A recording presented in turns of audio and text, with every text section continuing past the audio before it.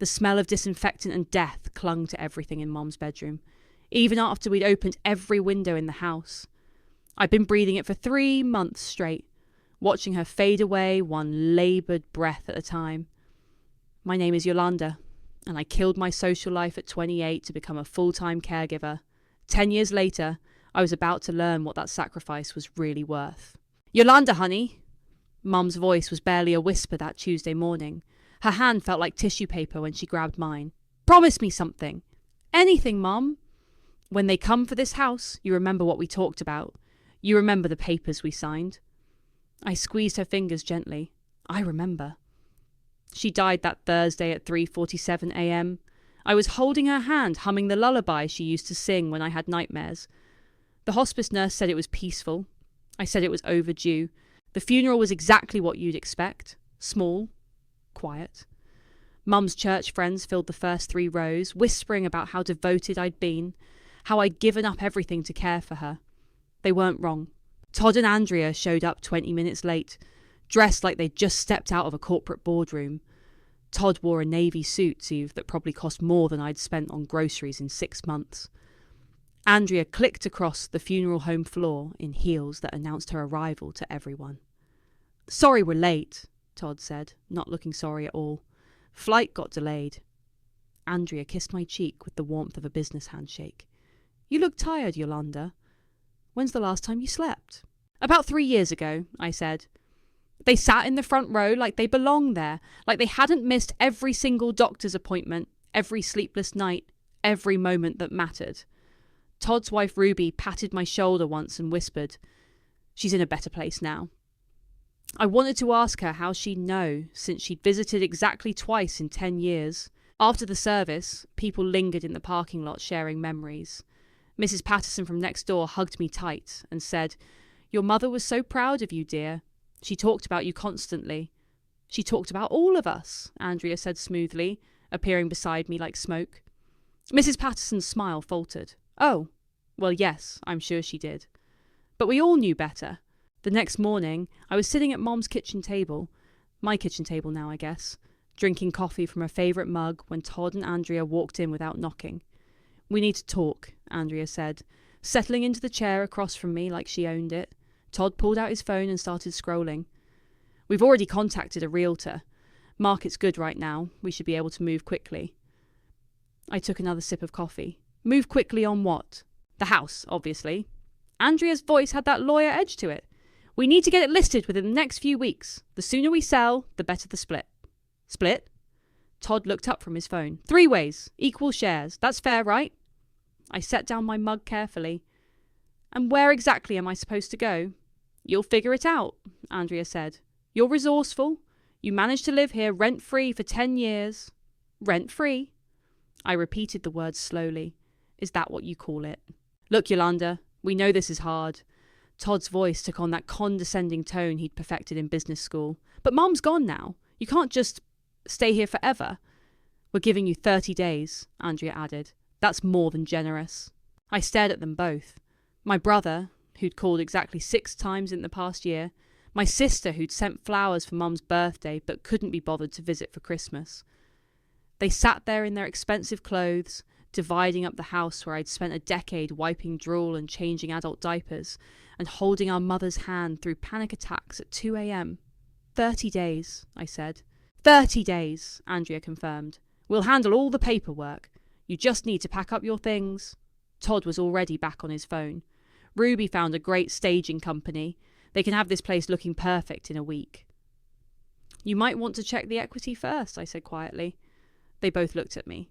The equity, I repeated, on the house, before you start planning your splits. Andrea frowned. What about it? Just check it, before you call the staging company.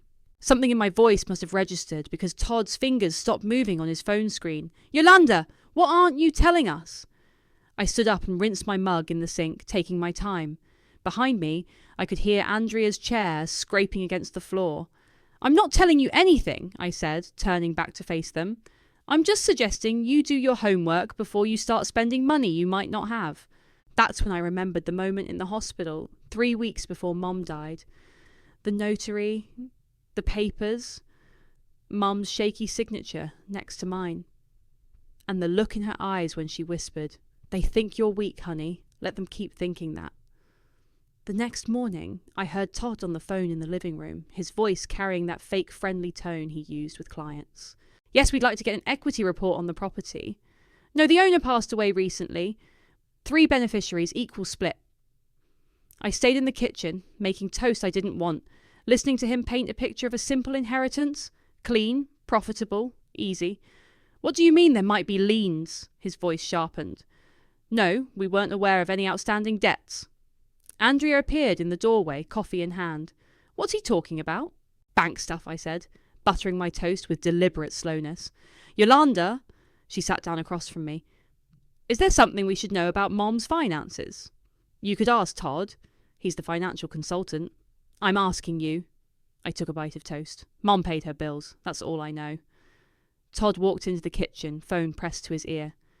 "Can you email me the preliminary report?" "Yes, I'll hold." He covered the phone with his hand. "They're saying there might be some complications with the equity calculation." "What kind of complications?" Andrea asked. "They won't say over the phone. We need to schedule an appointment." I stood up and dumped my barely touched toast in the trash. "I'm going to Reagan's." "Who's Reagan?" Todd asked. "My friend. The one who brought casseroles while you were in Seattle." Andrea's jaw tightened. "We're not done talking about this." "I am." Reagan lived 10 minutes away, in a duplex she'd been renting since her divorce. She opened the door before I could knock, like she'd been watching for me. "How bad is it?" she asked, pulling me inside. "They want me out in 30 days. "Those bastards." Reagan had never met Todd or Andrea, but she'd heard enough stories over the years to form strong opinions. "What did you tell them?" "Nothing yet." She poured 2 glasses of wine even though it was barely noon. "Your mom was smart, Yolanda. She knew this would happen." I keep thinking about that day in the hospital, when she made me promise. "What did she say exactly?" I closed my eyes, remembering. She said, "They think you're weak. Let them continue thinking that." "And the papers you signed?" "Home equity loan. $280,000. Reagan nearly choked on her wine. "Jesus Christ! Paid in full to me for a decade of in-home care services. All legal. All documented. So the house has a massive debt against it that they don't know about yet." Reagan started laughing. Not the polite kind of laugh you give at funerals, but the deep, belly-shaking kind that comes from pure disbelief. "Your mother was a goddamn genius." She was a school librarian who watched her other kids disappear the minute things got hard. Same thing. My phone buzzed. Text from Todd. "Bank appointment tomorrow at 2 p.m. Be there." I showed Reagan the message. "You going?" "Wouldn't miss it." That evening, Todd called me from his hotel room. His voice had lost some of its earlier confidence. "Yolanda, I need to ask you something, and I need you to be honest." "Okay." "Did Mom take out any loans in the past year? Any financial arrangements we should know about?" I was sitting on Mom's couch, looking at the spot where her hospital bed had been for the last 3 months. "Why would you think that?" "The bank is being evasive. They keep talking about documentation and verification. Maybe they're just being thorough." "This is important, Yolanda. If there are debts we don't know about, it affects all of us." "I'm sure it does." "What's that supposed to mean?" "Nothing, Todd. I'll see you tomorrow at the bank." I hung up before he could respond. An hour later, Andrea called. "We need to get ahead of this," she said without preamble. "Whatever Mom did financially in her final months, we need full disclosure." "Why are you asking me?" "Because you were here. You handled her affairs." "I handled her care. There's a difference. Yolanda, I'm going to be very clear with you. If you're hiding something that affects this estate, that's a legal problem. For you." "Is that a threat?" "It's a fact. I'm a lawyer. I know how these things work." "Then you should probably wait for the bank appointment before making accusations." "I'm not accusing anyone of anything. I'm just saying that transparency is important." "I agree completely." After I hung up, I sat in the quiet house, surrounded by 10 years of memories they'd never bothered to make. The feeding tubes, the midnight medication schedules, the way Mom would grab my hand during the bad days and whisper, "I don't know what I'd do without you." My phone buzzed again. This time it was a voicemail from earlier that I'd missed. I pressed play. Mum's voice filled the room, clear and strong despite the date stamp from just 2 weeks before she died. Yolanda, honey, if you're listening to this, it means they're trying to take the house. Play this recording for them when the time is right, not before, when the time is right. I saved the message and smiled for the first time in days. Tomorrow was going to be interesting. The bank conference room smelled like stale coffee and broken dreams. Todd sat across from me in his second-best suit, drumming his fingers on the table. Andrea had her legal pad out, pen poised like a weapon. Paxton walked in carrying a thick manila folder. He'd been the family lawyer for 15 years, handling Mum's will and various paperwork over the years. Today, his usual warm smile was nowhere to be found. "Thank you all for coming," he said, settling into his chair. "I have the equity report you requested, along with some additional documentation that affects the estate." "Additional documentation?" Andrea's pen stopped moving. "Yes. It seems your mother took out a home equity loan approximately 1 month before her passing." The room went dead silent. Todd's finger drumming stopped mid-tap. "That's impossible," Andrea said. "We would have known." Paxton opened the folder and pulled out a stack of papers. The loan was processed through First National Bank for $280,000. The full amount was disbursed on March 15th. March 15th? Todd's voice cracked slightly. "That was 3 weeks before she died." "Correct." Andrea leaned forward. "Who authorised this?" Mum was barely coherent in her final weeks. "Actually, your mother's mental competence was thoroughly evaluated and documented as part of the loan process. She passed all cognitive assessments with flying colours."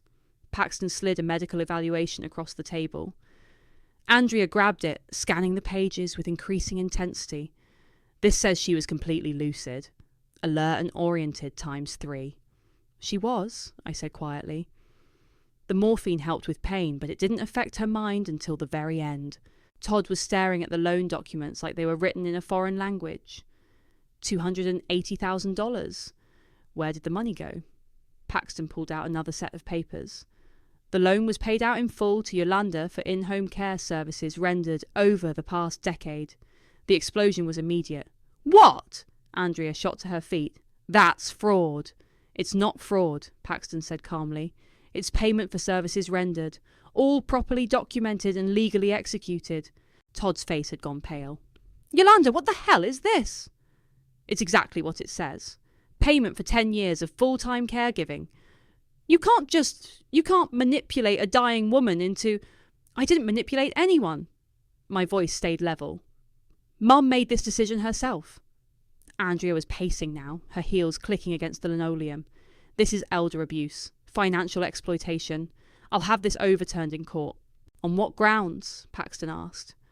"Your mother was evaluated by 2 independent physicians. She consulted with me extensively about her decision. She even recorded a statement explaining her reasoning." "Recorded statement?" Todd looked like he might throw up. "Would you like to hear it?" Before anyone could answer, Paxton pressed play on a small digital recorder. Mum's voice filled the room, stronger than I'd heard it in months. "My name is Esther Hill, and I am of sound mind and body as I make this statement. For the past 10 years, my daughter Yolanda has provided round-the-clock care for me in my home. She has sacrificed her career, her social life, and her personal relationships to ensure my comfort and dignity during my illness." Andrea had stopped pacing. Todd was staring at the recorder like it might bite him. "During this same period, my other children, Todd and Andrea, have visited sporadically and provided minimal support. While I understand they have their own lives and careers, the burden of my care has fallen entirely on Yolanda." The recording continued. "I am taking out this home equity loan to compensate Yolanda for her decade of service. At minimum wage, 10 years of full-time care would cost approximately $200,000. I am paying her $280,000, which I consider fair compensation for the personal sacrifices she has made." Todd's hands were shaking. "Mum, you can't..." "This is my decision, made freely and without coercion. Yolanda has earned every penny of this money through her devotion and sacrifice. I will not allow her to be left with nothing, while her siblings, who contributed nothing to my care, inherit everything." The recording ended. The silence that followed was deafening. Andrea was the first to speak. "This is bullshit. Complete bullshit. Your mother was very clear about her intentions, Paxton said. She wanted to ensure Yolanda was compensated before the estate was divided. What estate? Todd's voice was barely a whisper. If there's a $280,000 loan against the house. The current market value is approximately $290,000, Paxton confirmed. After realtor fees, closing costs and loan repayment, there would be virtually nothing left to divide. Andrea slammed her hand on the table. This is theft. She manipulated a dying woman. I sat with her every night for 3 months, I said, my voice rising for the first time. I held her hand through every panic attack. I cleaned up her vomit and changed her diapers and listened to her cry about how lonely she was. Where were you? We have careers, responsibilities. So did I. I gave them up. Todd was reading through the loan documents, his face getting paler by the page. This is all legal? Completely legal, Paxton confirmed. Filed with the county, notarized, witnessed. Your mother was very thorough. Andrea gathered her papers with sharp, angry movements. I'm going to fight this. I'm going to tear this apart piece by piece. That's your right, Paxton said. But I should warn you, your mother anticipated that response. He pulled out one final document. She also recorded a message specifically for you and Todd. Would you like to hear it? Neither of them answered, but I could see the fear in their eyes. Play it, I said. Paxton's finger hovered over the play button. Are you sure you want to hear this? Andrea crossed her arms. Play it. Mom's voice came through the speaker again, but this time there was steel in it. Todd and Andrea, if you're listening to this, it means you're upset about my decision to compensate Yolanda. Let me be very clear about something. This is not a gift. This is not favoritism. This is payment for services that neither of you were willing to provide. Todd shifted uncomfortably in his seat. Todd, you called 6 times in the past year. 6. Each call lasted less than 10 minutes, and half of them were to ask about my finances. Andrea, you sent flowers for my birthday and a card at Christmas. That was the extent of your involvement in my care. Andrea's jaw was clenched so tight I thought she might crack a tooth. Meanwhile, Yolanda gave up her job, her apartment, her dating life, and her future to move in with me. She has no savings, no career prospects, and no retirement plan because she spent 10 years making sure I didn't die alone and afraid. The recording paused. When Mum's voice returned, it was softer but no less firm. If you want to contest this decision, that's your choice. But know that I have documented every missed visit, every unanswered phone call, every time Yolanda called you for help and you were too busy. I have witnesses who will testify to her devotion and your absence. Choose your battles carefully. The recording ended. The silence stretched until Todd finally spoke. We need to talk about this as a family. We just did, I said, standing up. Thanks for everything, Paxton. I walked out of the bank and didn't look back. That evening, my phone started ringing. First Todd, then Andrea, then Todd again. I let them all go to voicemail. The next morning, I was having coffee when my doorbell rang. Through the peephole, I saw a young woman with Andrea's nose and Todd's stubborn chin. Maya? I opened the door to find my 22-year-old niece standing on the porch with a Starbucks cup and red-rimmed eyes. Hi, Aunt Yolanda. Can we talk? I hadn't seen Maya since she was in high school. She'd grown up to look exactly like Andrea, but without the sharp edges. Of course. Come in. She followed me to the kitchen and sat down at the same table where her mother had delivered her ultimatum 3 days ago. Mum told me what happened, Maya said, about the loan and everything. I'm sure she did. She's really angry. I noticed. Maya stared into her coffee cup. She said you tricked Grandma into giving you all the money. What do you think? I think... She looked up at me with tears in her eyes. I think I should have visited more. I think we all should have. I reached across the table and squeezed her hand. You were in college. You had your own life. But you didn't. You gave up your life. I chose to give up my life. There's a difference. Mum doesn't see it that way. Your mum sees everything through a legal lens. She thinks emotions are weaknesses to be exploited. Maya laughed despite her tears. That's exactly what she thinks. What do you think? I think Grandma was lonely. and I think you are the only one who cared enough to do something about it." We sat in comfortable silence for a few minutes. Then Maya spoke again. "Uncle Todd is freaking out. He was counting on that inheritance money." "For what?" "His business is struggling. He owes money to some investors. Ruby's been pushing him to ask Grandma for help, but he was too proud. And now? Now there's nothing to ask for." My phone buzzed. Text message from an unknown number. "This is Ruby. We need to talk. Call me." I showed Maya the message. "She's been calling everyone," Maya said, "trying to get people on their side." "What's she saying?" "That you manipulated a sick old woman, that you isolated Grandma from her family, that you're a gold digger who waited for her to die." And what are people saying back? Maya smiled for the first time since she'd arrived. "Mrs. Patterson told her to go to hell, literally. She said anyone who thinks you manipulated Grandma doesn't know either of you very well. Mrs. Patterson always was my favourite neighbour. She's not the only one. Mum called Aunt Susan in Florida, and Aunt Susan hung up on her. Said she remembered who was actually taking care of Grandma while everyone else was making excuses." My phone rang. Ruby's number. "You should answer it," Maya said. "She's not going to stop calling." I picked up. "Hello, Ruby." "Yolanda, thank God. We need to talk about this situation." "What situation?" "Don't play dumb. This loan business is not fair to anyone. It's not fair that I spent 10 years caring for your mother-in-law while you lived your life in Seattle. That was your choice." "Yes, it was. Just like the loan was Mom's choice." "Look, I know you think you deserve something, but $280,000? That's excessive." "Is it?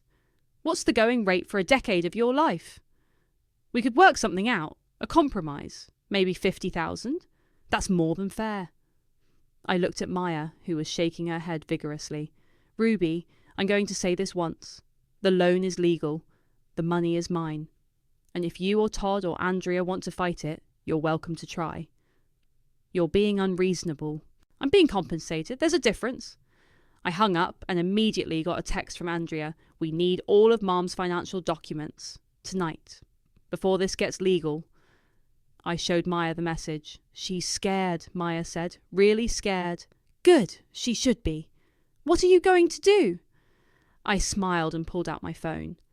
"I'm going to call Reagan. We have some research to do." Reagan arrived an hour later with her laptop and a bottle of wine. "Okay.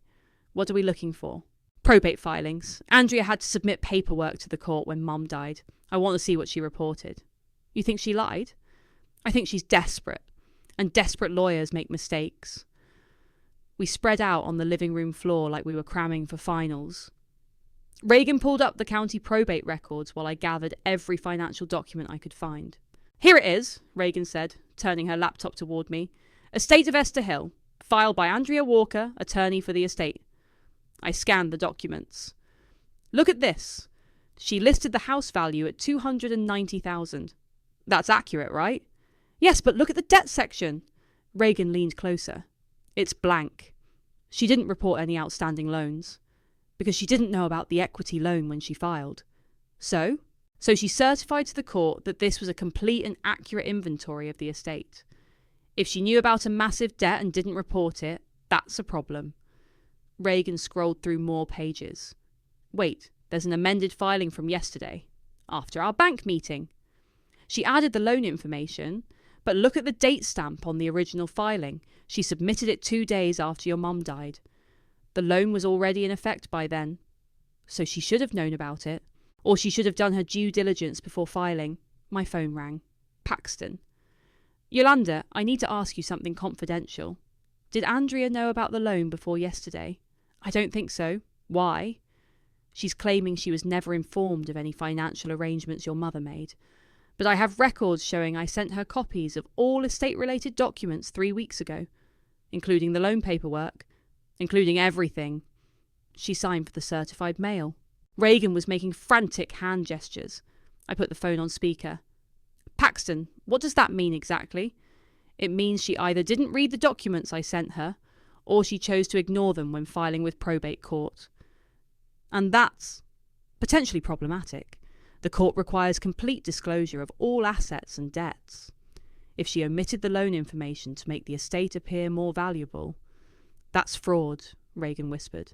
I didn't say that, Paxton said quickly, but it's certainly something the court would want to investigate. After I hung up, Reagan poured 2 very large glasses of wine. Your sister is screwed, she said. Maybe. Or maybe she'll claim it was an honest mistake. Honest mistake? She's a lawyer. My phone buzzed. Text from Andrea. Family meeting tomorrow, 7 p.m, Mum's house. Be there. She wants a meeting, I told Reagan. You going? Wouldn't miss it. The next evening, Todd and Andrea were already in the living room when I arrived. Todd looked like he hadn't slept in days. Andrea was pacing again, which seemed to be her new default mode. We need to settle this, Andrea said, without preamble. This family is falling apart. This family fell apart 10 years ago, I said, sitting in Mum's favourite chair. I'm just the only one who noticed. Todd cleared his throat. Look, Yolanda, we know you sacrificed a lot. We're not disputing that. How generous of you. But $280,000 is a lot of money, more than any of us expected. It's exactly what Mum thought my sacrifice was worth. Andrea stopped pacing. Mum wasn't thinking clearly. She was dying. She was on medication. She passed 2 cognitive evaluations. You heard the recording. Recordings can be manipulated. I pulled out my phone. Speaking of recordings, I have something else you might want to hear. What now? Todd asked. Mum left me another message, specifically about what to do if you tried to contest the loan. Andrea's face went pale. Play it! I pressed play. Mum's voice filled the room one more time. Yolanda, if they're fighting you on this, remind them that I kept very detailed records. Every missed visit, every unanswered phone call, every time you begged them for help and they were too busy. I also kept track of Andrea's probate filing. Todd looked confused. What about the probate filing? I sent copies of all my financial documents to Andrea 3 weeks before I died, including the loan paperwork.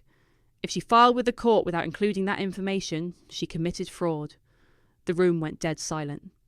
I have the certified mail receipt, Mum's voice continued, signed by Andrea on March 20th, 5 days before she filed her probate paperwork, claiming there were no outstanding debts on the estate.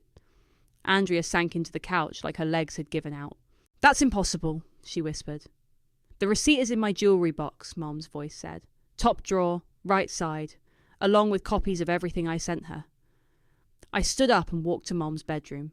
Sure enough, in the jewellery box was a manila envelope with Andrea's signature on a certified mail receipt dated March 20th.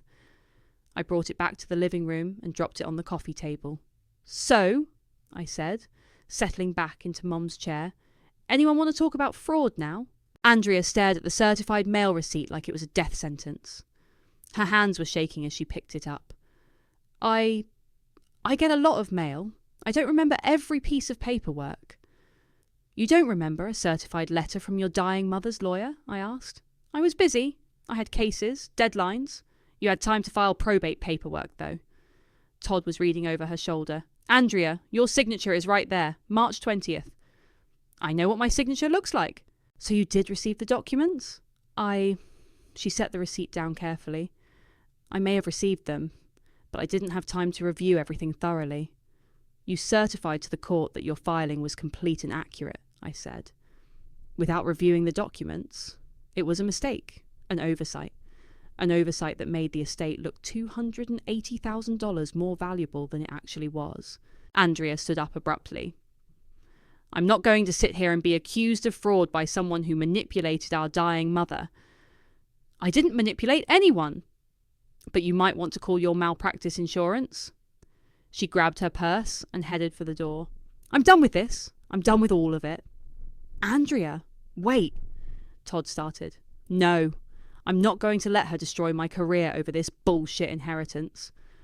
The front door slammed hard enough to rattle the windows. Todd sat in the silence for a long moment, then looked at me. She's scared. She should be. Yolanda, I need to ask you something, and I need you to be honest with me. Okay. Did you know Mum was planning this? The loan, the recordings, all of it? Yes. For how long? About 6 months. She started talking about it after her last hospital stay, when neither of you came to visit. Todd's face crumpled. I wanted to come. Ruby said it wasn't serious that you were handling it. I was handling it. I handled everything. I know. And I'm sorry. I'm really, really sorry. Are you sorry you didn't help? Or sorry there's no inheritance? He was quiet for a long time. Both, I guess. Is that terrible? It's honest. My business is failing, Yolanda. I owe money to people who don't take no for an answer. I was counting on this house to save me. What kind of people? The kind who break kneecaps. I studied his face. Todd had always been dramatic, but the fear in his eyes looked real. How much do you owe? 150,000, maybe more with interest. Jesus, Todd. I know, I'm an idiot. I thought I could flip some properties, make quick money. Instead, I lost everything. Does Andrea know? She knows I'm in trouble. She doesn't know how bad. My phone buzzed. Text message from an unknown number. This is Maya. Can I come over? Mum is losing her mind. I showed Todd the message. She's been calling everyone, he said, trying to get family members to pressure you into giving up the money. And most of them hung up on her. Turns out people remember who actually took care of Mum. 20 minutes later, Maya knocked on the door. Her eyes were red and puffy. Mum's talking about suing you, she said, collapsing onto the couch. She's convinced she can prove elder abuse or something. With what evidence? Todd asked. That's what I said. She started screaming at me about family loyalty and how I'm too young to understand. What did you tell her? I told her that if taking care of Grandma for 10 years is elder abuse, then what does that make abandoning her? Todd winced. How did she take that? She threw a wine glass at the wall. I sat down next to Maya. I'm sorry you're caught in the middle of this. I'm not in the middle. I'm on your side. Maya. No, I mean it. I've been thinking about this for days. You know what I remember about Grandma's last few years. I remember calling her, and you always answering the phone. I remember her talking about you constantly, how proud she was of you, how worried she was about your future. She worried about all of us. Not the same way. She worried about Uncle Todd's business and Mom's cases, but she worried about your whole life, because you gave it up for her. Todd was staring at his hands. She used to ask me about my retirement plan, my 401k. She never asked you about those things. Because I didn't have any. I couldn't save money while paying for her medications and medical equipment. The oxygen concentrator alone was $300 a month, Maya said. I saw the bills when I helped Grandma organise her papers last Christmas. You helped her organise papers? She wanted everything in order. She kept saying she didn't want to leave a mess for anyone to clean up. Maya pulled out her phone and scrolled through her photos. She made me take pictures of everything. Look. She showed me a photo of Mom's desk covered with neat stacks of documents. In the centre was a handwritten note. For Yolanda, you earned every penny. Don't let them make you feel guilty. She knew exactly what she was doing, Maya said, and she knew exactly how they'd react. My phone rang. Paxton. Yolanda, I just got a call from Andrea. She wants to schedule a meeting to discuss resolving this matter amicably. What does that mean? It means she's realised she's in legal trouble and wants to negotiate. What kind of trouble? The kind that could get her disbarred if the State Bar Association decides to investigate. Todd looked up sharply. Disbarred? Filing false information with probate court is a serious offence, Paxton continued, especially when it involves financial fraud. So what happens now? That depends on what you want to happen. You could file a complaint with the Bar Association, you could report the fraud to the district attorney, or you could let her sweat for a while and see what she offers. I looked at Todd, then at Maya. What do you think I should do? I think, Maya said slowly, that Grandma would want you to be happy, not vengeful, just happy. And what would make me happy? Getting out of this house and starting your own life, finally. She was right. For the first time in 10 years, I could actually picture a future that belonged to me. Paxton, set up the meeting. Let's see what she has to say. 3 days later, I got an email from Andrea. No phone call, no text. Just a formal email with the subject line, Settlement Proposal. Yolanda. After careful consideration, I believe we can resolve this matter without involving the courts. I'm prepared to offer a compromise that benefits everyone. I propose we split the loan repayment equally among the three of us. You would receive 93,390 euros, Todd would receive 93,890 euros, and I would receive 90 euros 333 This seems fair, given that we are all equal heirs to the estate. In exchange, you would agree to relinquish any claim to the house and sign a confidentiality agreement regarding the probate filing discrepancy. Please consider this generous offer carefully. Litigation would be expensive and time-consuming for all parties involved. Regards, Andrea. I forwarded the email to Paxton with a message.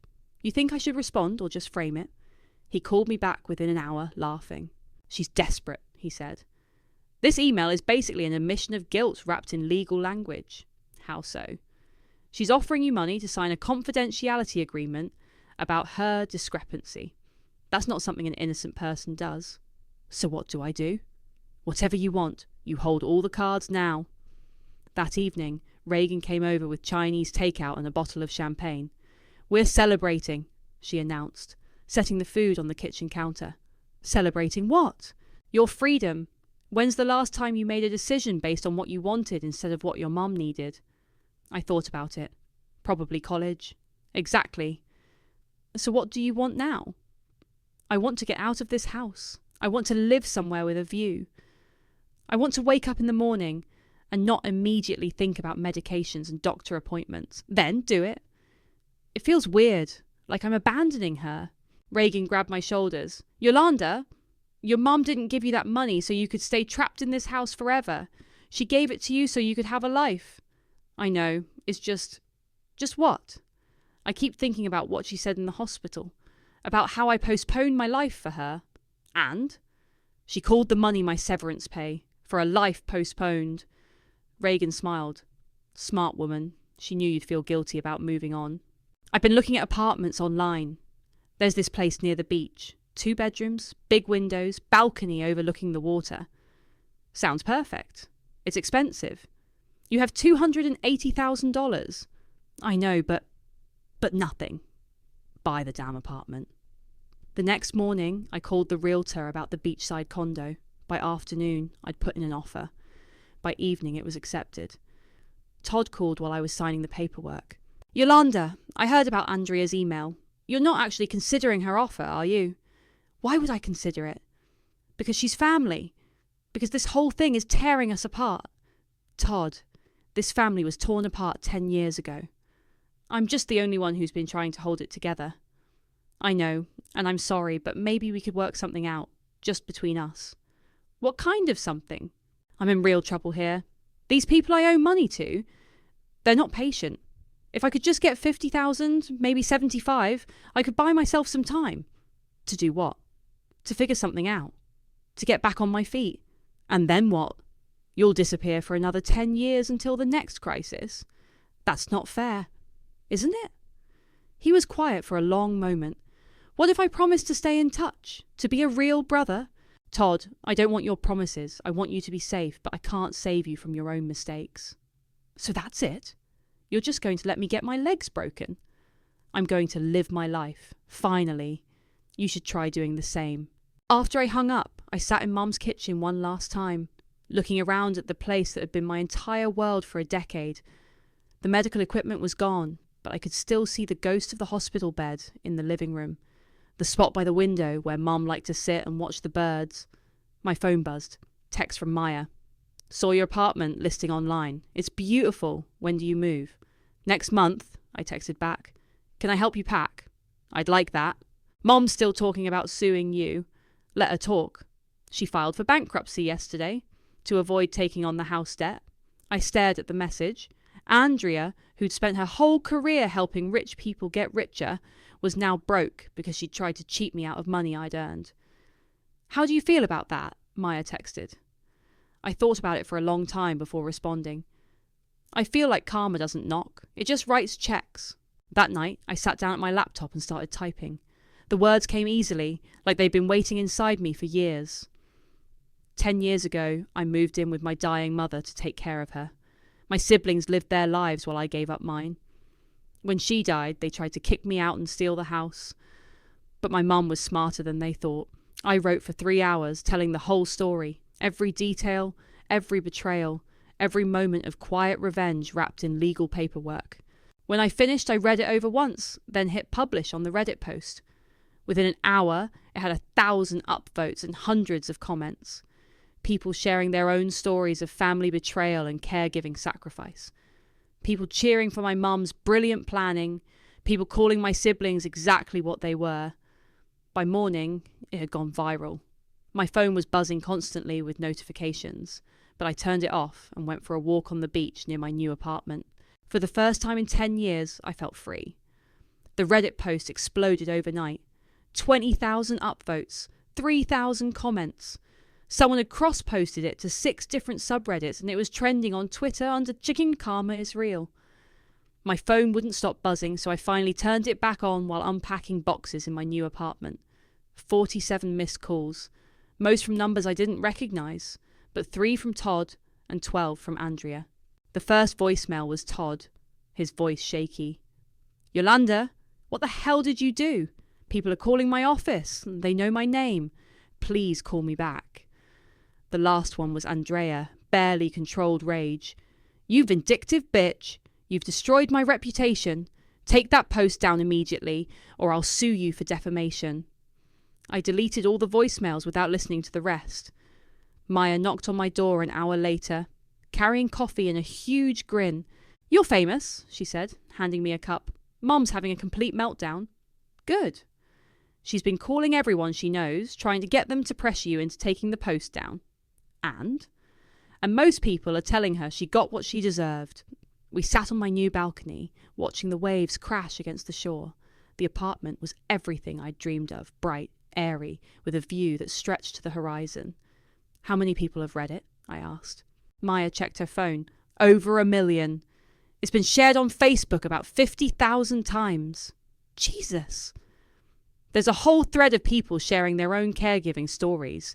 Some woman in Texas said she's printing out your post to show her kids who keep asking when she's putting their dad in a home." My phone rang. Paxton.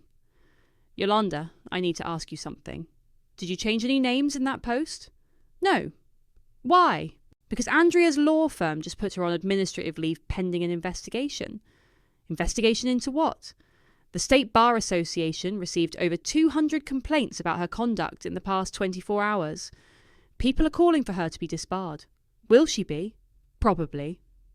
Filing false information with probate court is serious enough, but doing it while the whole internet is watching, that's career suicide. After I hung up, Maya was staring at me with something like awe.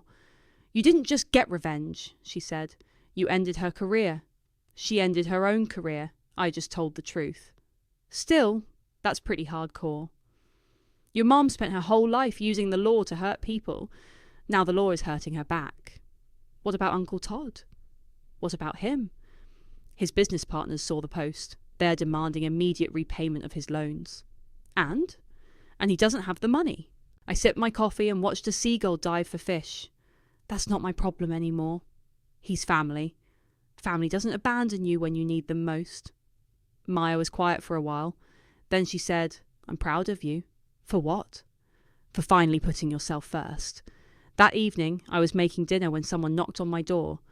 Through the peephole, I saw Todd standing in the hallway, looking like he'd aged 10 years in the past week. I opened the door, but didn't invite him in. "Nice place," he said, looking past me at the ocean view. "Thanks." "I lost everything, Yolanda. My business, my house, my marriage. Ruby left me yesterday." "I'm sorry to hear that." "Are you?" "Really?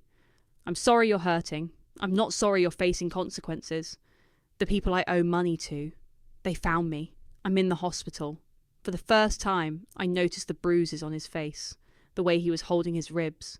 "Todd, I'm not asking for money. I know that ship has sailed. I'm asking for forgiveness." "For what?" "For not being there, for letting you carry everything alone, for being a selfish bastard who only cared about Mum when there was something in it for me." I studied his face. The fear was still there, but underneath it was something I hadn't seen in years, genuine remorse.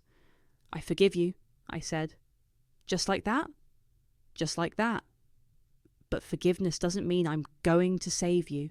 "I know, I wouldn't ask you to. What will you do?" "I don't know. Start over, I guess, if I survive long enough." "You will. You're tougher than you think."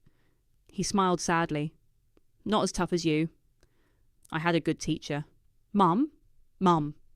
He nodded and turned to leave, then stopped. For what it's worth, I think she'd be proud of you. Not for the revenge part, but for the living part. For finally choosing yourself. I think so too. After he left, I walked back to my balcony and called Reagan. How does it feel? She asked. How does what feel? Being free. I watched the sun set over the water, painting the sky in shades of orange and pink. Somewhere behind me, my phone was buzzing with more notifications from the post, more strangers thanking me for sharing my story. It feels like waking up after a 10-year nap, I said. And I'm not tired anymore. Good. What's next? I don't know. Maybe I'll travel. Maybe I'll go back to school. Maybe I'll just sit on this balcony and read books for a year. Sounds perfect. Reagan? Yeah. Thank you for everything. Thank you for showing me what loyalty looks like. After we hung up, I sat in the gathering darkness, listening to the waves. My phone buzzed one more time.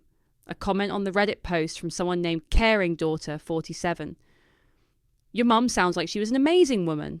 You're lucky to have had each other. I typed back. I was, and she knew it.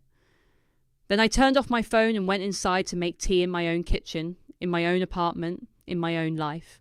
When you spend 10 years putting someone else first, your revenge isn't fire and blood. It's living the life you were told you'd never have. And I was finally, truly living.